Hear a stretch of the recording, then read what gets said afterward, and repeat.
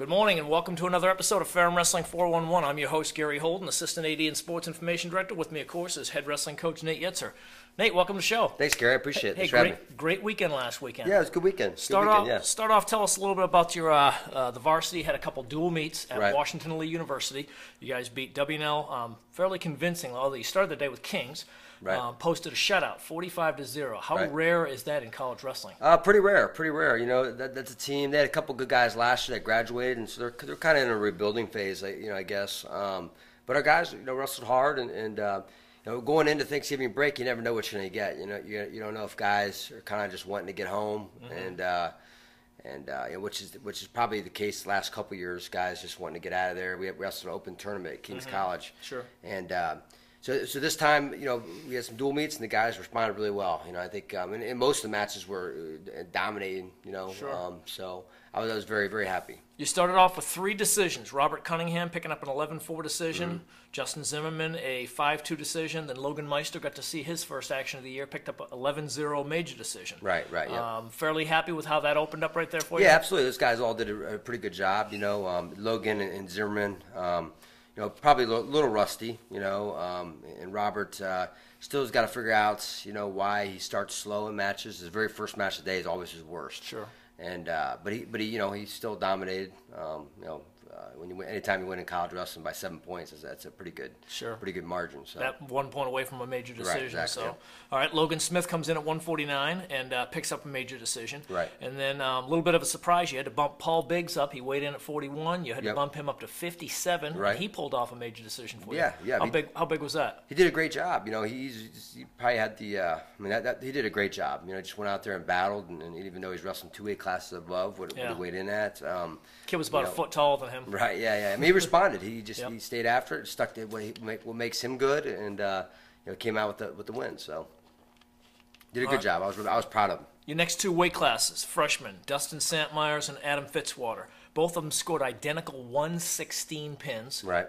And Fitzwater, I saw him do like a knee tap from a standing position. Right, he pretty much drove the kid across the length of the mat, put him on his back out of bounds, and then held him there and pinned him. Right, absolutely. Yeah, but both of them wrestled very, very good, and 2 of our better freshmen for sure. And they definitely responded. I was really proud of them. They went out there and battled, and picked up the falls, and which is always important. So and both had a lot of different attacks too, which is good. And that's what they've been working on, stuff that we've been working on in practice, and that's encouraging. So Corbin Ramos got a forfeit. They had no 184 pounder, and then 197 pounds. Nick Rodriguez.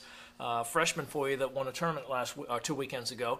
Nick looked like he was just about to get taken down out of bounds. Right. Pulled out a scramble and scored a takedown with his toes in. He wrestled through the position. And that's one thing we always teach our guys. You just got to keep wrestling the whole time, and he's really bought into that part of it, and that's the reason why he had success. And he got in deep, and he fought it off, and ended up with the takedown himself. Sure. And then he dominated on top a little bit, and I think the kid stood up, and Matt returned him, and I think the kid had a bad back or something and ended up medical forfeit now. Sure. So, yeah, I saw that. He seemed like his back was hurting him pretty bad when he went down, and when that minute and a half injury time went away, it was pretty much imminent. He wasn't able to continue.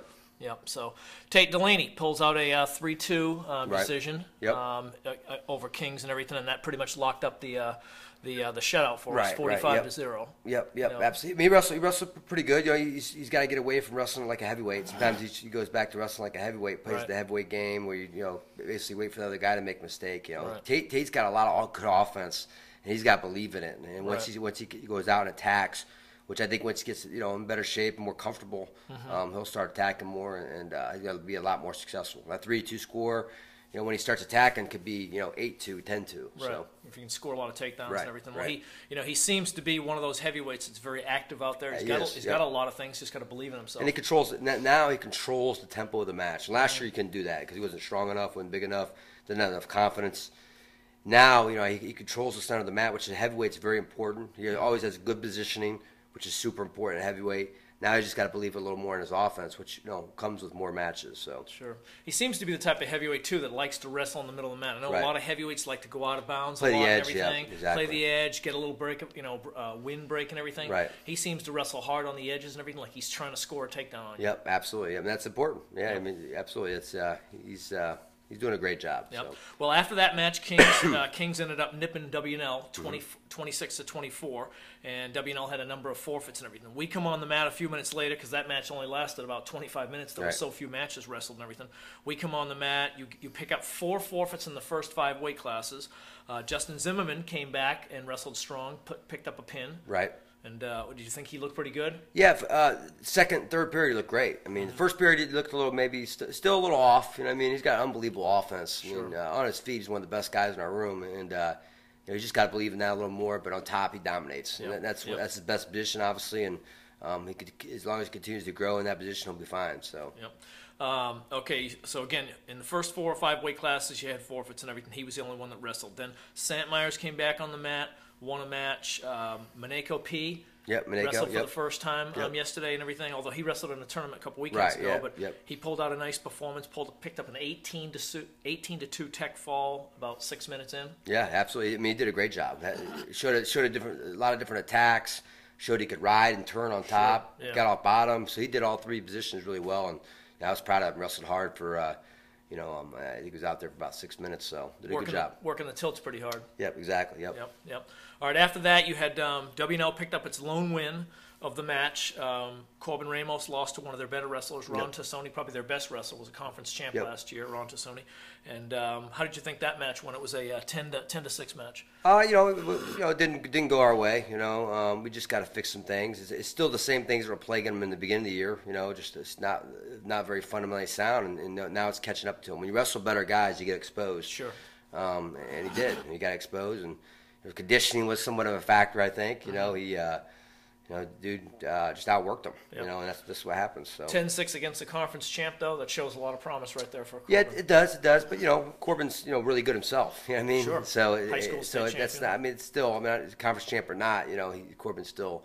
He's perfectly capable of beating that guy. And he just didn't wrestle very sloppy, and he's got to continue to make some changes. So. Okay, the next match was probably the best match of the day. 197 pounds, Nick Rodriguez versus Bennett Lewis. Bennett Lewis is probably one of their best 2 wrestlers. Right. And everything. And 5th place finisher at regionals last year. Bennett was, and as a freshman, and Nick went out there and basically controlled the match. There was a point where. I think Bennett got a 2-point reversal and then a 2-point back right after it, so a 4-point swing. Where the match is really match should have been really out of reach. Nick just controlled him on his feet. He could take him down all day long. Yeah, I think he had 5 or 6 takedowns on him. So I mean, he looked great. He didn't look super sharp, but when you can score 14 points, not looking very good. Yeah, that's pretty good. So anybody that scores 14 points is probably going to win a lot of matches. Exactly. As long as your opponent only scores 13. Yeah, exactly. Yep. So all right, the next match, Tate Delaney. Another tight match, typical heavyweight match, 1-1 tied in overtime. Going into overtime, Delaney scores a takedown in the first period of overtime. A little spin go behind, and kind of played the game a little bit, and let the kid make the first mistake, and took advantage of it. So. Sometimes you got to wrestle like that as a heavyweight. I would like to see more offense, like to see him win at regulation, but he'll figure it out. Yep. Let's talk a little bit about what was going on across town. We're over in Lexington. Across town over in Buena Vista, you sent a group of about 15 guys over to the Casperson Tournament, formerly called the Turkey Bowl at Southern Virginia University. Right. Yep. You came out with 2 champs. 4 other guys were in the finals and lost. So 4 runner-up and a number of thirds and a couple fourths and everything. Were you pretty pleased with what happened there? Yeah, I was. I mean, there's a couple guys where I was looking through the bracket, because obviously we were in Lexington. A lot of our guys got pinned on losses. That's not good. You don't want to see that. That means lack of fight. You know what I mean? And but overall, I think credit to Carlos Leyva and credit to Austin Jenkins. They both dominated the day, and pretty proud of those guys. Leyva, the big guy, 285, and Jenkins back up 141. 141, and he's progressing down to 33. So he actually weighed in at 134. And he won the title at 41. So that's pretty impressive. And he didn't really have a close match. Didn't look like. So 2 pins and a tech fall. I think it was. Exactly. So those guys are doing the right things. They're finally starting to have success because they have bought in. They have been doing the right things, and now they're having success. And I think they're going to continue to grow as the year goes along. So I'm pretty excited to see those guys. So good. Well, we're pretty excited to see how many of them did so well, and you had some young guys that stepped in there, and they're all wrestling against varsity wrestlers from different colleges and everything. Corey Claps is 74, Max Baker. Those guys lost early and came all the way back to finish third. So I was proud of those guys as well too. So sure. A couple of them had to win as many as 4 or 5 matches on the day too. Exactly. Yep. So yep. The lighter weights. Mark Allen too. I'm sorry, Mark Allen came back to third as well. So the lighter weights and the heavy weights, which are typically the bookends, you have less wrestlers in those weight classes, but you get into the middle weight classes. 149, 157, 165 had big weight classes. Right, so absolutely. Yep. Guys coming through and finishing first, second, or third there had to do their work. Absolutely. I was, those guys did good. Max Baker dropped down. First time he dropped down to 65 and looked great. Missed probably more his weight class, 165, and he looked good. He looked really good. So what's next for you guys? Next up is in 2 weeks we go to York, the York New Standard Invitational at York College. That'll be our first really good test for Division III. Kind of see where we are. You see a lot of kids from the East region. Yep, a lot. I think half the teams there are from our region. So and then the other half are from probably the best region in the country. Up in Ohio, Michigan, Illinois, that area. So.